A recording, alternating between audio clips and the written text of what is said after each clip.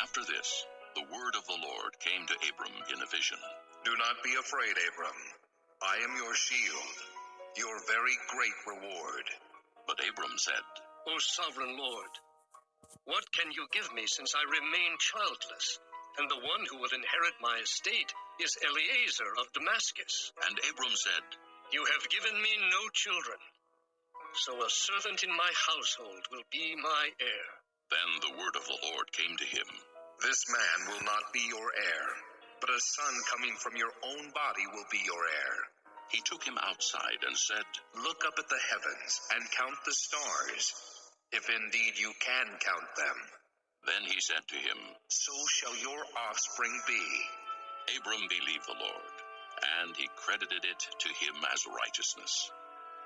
He also said to him, I am the Lord, who brought you out of Ur of the Chaldeans, to give you this land to take possession of it.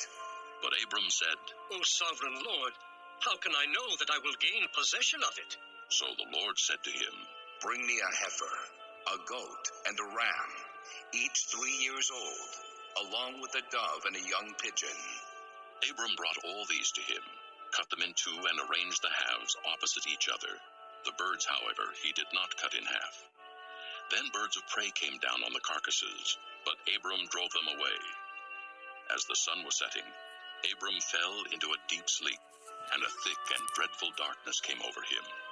Then the Lord said to him, Know for certain that your descendants will be strangers in a country not their own, and they will be enslaved and mistreated 400 years. But I will punish the nation they serve as slaves, and afterward they will come out with great possessions. You, however, will go to your fathers in peace and be buried at a good old age. In the 4th generation, your descendants will come back here, for the sin of the Amorites has not yet reached its full measure. When the sun had set and darkness had fallen, a smoking firepot with a blazing torch appeared and passed between the pieces. On that day, the Lord made a covenant with Abram and said, To your descendants I give this land from the river of Egypt to the great river the Euphrates, the land of the Kenites, Kenizzites, Cadmonites, Hittites, Perizzites, Rephaites, Amorites, Canaanites, Girgashites, and Jebusites. Chapter 16. Now Sarai, Abram's wife, had borne him no children, but she had an Egyptian maidservant named Hagar. So she said to Abram, The Lord has kept me from having children. Go, sleep with my maidservant. Perhaps I can build a family through her. Abram agreed to what Sarai said. So after Abram had been living in Canaan 10 years, Sarai his wife took her Egyptian maidservant Hagar and gave her to her husband to be his wife.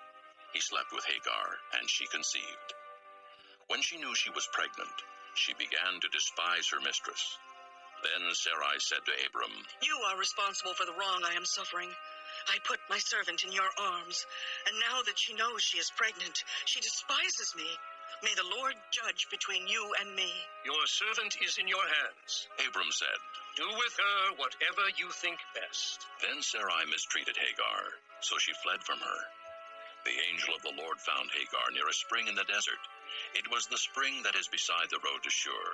And he said, Hagar, servant of Sarai, where have you come from, and where are you going? I'm running away from my mistress Sarai. She answered.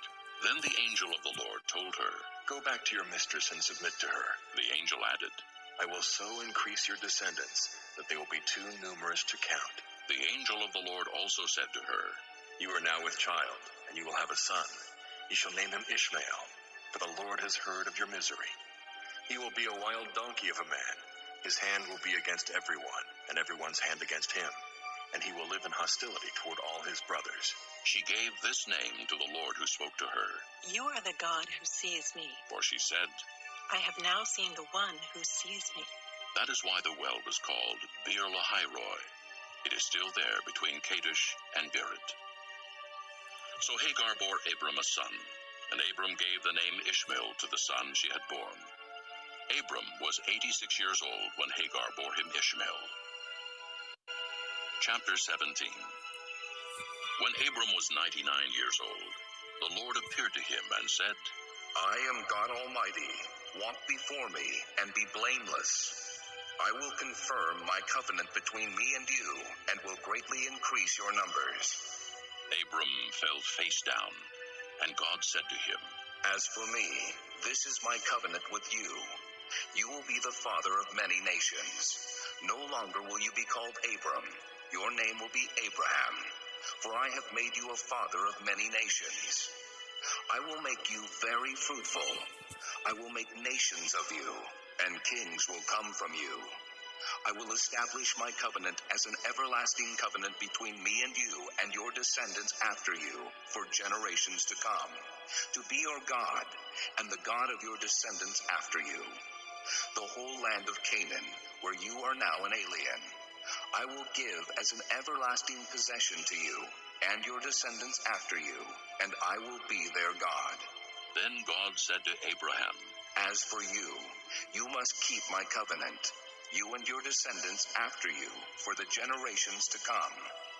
This is my covenant with you and your descendants after you, the covenant you are to keep. Every male among you shall be circumcised. You are to undergo circumcision, and it will be the sign of the covenant between me and you. For the generations to come, every male among you who is 8 days old must be circumcised, including those born in your household, or bought with money from a foreigner, those who are not your offspring. Whether born in your household or bought with your money, they must be circumcised. My covenant in your flesh is to be an everlasting covenant. Any uncircumcised male who has not been circumcised in the flesh will be cut off from his people. He has broken my covenant. God also said to Abraham, As for Sarai, your wife, you are no longer to call her Sarai. Her name will be Sarah. I will bless her, and will surely give you a son by her. I will bless her so that she will be the mother of nations. Kings of peoples will come from her. Abraham fell face down. He laughed and said to himself, Will a son be born to a man 100 years old? Will Sarah bear a child at the age of 90? And Abraham said to God, If only Ishmael might live under your blessing. Then God said, Yes, but your wife Sarah will bear you a son, and you will call him Isaac. I will establish my covenant with him as an everlasting covenant for his descendants after him. And as for Ishmael, I have heard you. I will surely bless him. I will make him fruitful and will greatly increase his numbers. He will be the father of 12 rulers, and I will make him into a great nation. But my covenant I will establish with Isaac, whom Sarah will bear to you by this time next year. When he had finished speaking with Abraham, God went up from him. On that very day, Abraham took his son Ishmael and all those born in his household, or bought with his money, every male in his household, and circumcised them as God told him. Abraham was 99 years old when he was circumcised, and his son Ishmael was 13. Abraham and his son Ishmael were both circumcised on that same day, and every male in Abraham's household, including those born in his household, or bought from a foreigner, was circumcised with him. Chapter 18. The Lord appeared to Abraham near the great trees of Mamre while he was sitting at the entrance to his tent in the heat of the day. Abraham looked up and saw 3 men standing nearby. When he saw them, he hurried from the entrance of his tent to meet them and bowed low to the ground. He said, If I have found favor in your eyes, my lord, do not pass your servant by. Let a little water be brought, and then you may all wash your feet and rest under this tree. Let me get you something to eat, so you can be refreshed, and then go on your way, now that you have come to your servant. Very well, they answered. do as you say. So Abraham hurried into the tent to Sarah. Quick, He said, get 3 seahs of fine flour and knead it and bake some bread. Then he ran to the herd and selected a choice tender calf and gave it to a servant who hurried to prepare it. He then brought some curds and milk and the calf that had been prepared and set these before them. While they ate, he stood near them under a tree. Where is your wife Sarah? They asked him. There, in the tent, he said. Then the Lord said, I will surely return to you about this time next year, and Sarah your wife will have a son. Now Sarah was listening at the entrance to the tent which was behind him. Abraham and Sarah were already old and well advanced in years, and Sarah was past the age of childbearing. So Sarah laughed to herself as she thought, After I am worn out and my master is old, will I now have this pleasure? Then the Lord said to Abraham, Why did Sarah laugh and say, Will I really have a child now that I am old? Is anything too hard for the Lord? I will return to you at the appointed time next year, and Sarah will have a son. Sarah was afraid, so she lied and said, I did not laugh. But he said, Yes, you did laugh. When the men got up to leave, they looked down toward Sodom, and Abraham walked along with them to see them on their way. Then the Lord said, Shall I hide from Abraham what I am about to do? Abraham will surely become a great and powerful nation, and all nations on earth will be blessed through him. For I have chosen him, so that he will direct his children and his household after him, to keep the way of the Lord by doing what is right and just, so that the Lord will bring about for Abraham what he has promised him. Then the Lord said, The outcry against Sodom and Gomorrah is so great, and their sin so grievous, that I will go down and see if what they have done is as bad as the outcry that has reached me. If not, I will know. The men turned away and went toward Sodom, but Abraham remained standing before the Lord. Then Abraham approached him and said, will you sweep away the righteous with the wicked? What if there are 50 righteous people in the city? Will you really sweep away and not spare the place for the sake of the 50 righteous people in it?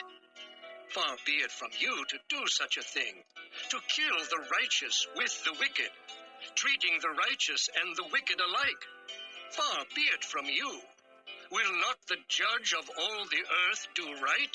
The Lord said, If I find 50 righteous people in the city of Sodom, I will spare the whole place for their sake. Then Abraham spoke up again. Now that I have been so bold as to speak to the Lord, though I am nothing but dust and ashes, what if the number of the righteous is 5 less than 50? Will you destroy the whole city because of 5 people? If I find 45 there, He said. I will not destroy it. Once again he spoke to him. What if only 40 are found there? He said. For the sake of 40, I will not do it. Then he said, May the Lord not be angry, but let me speak. What if only 30 can be found there? He answered. I will not do it if I find 30 there. Abraham said, Now that I have been so bold as to speak to the Lord, what if only 20 can be found there? He said. For the sake of 20, I will not destroy it. Then he said, May the Lord not be angry, but let me speak just once more. What if only 10 can be found there? He answered. For the sake of 10, I will not destroy it. When the Lord had finished speaking with Abraham, he left, and Abraham returned home.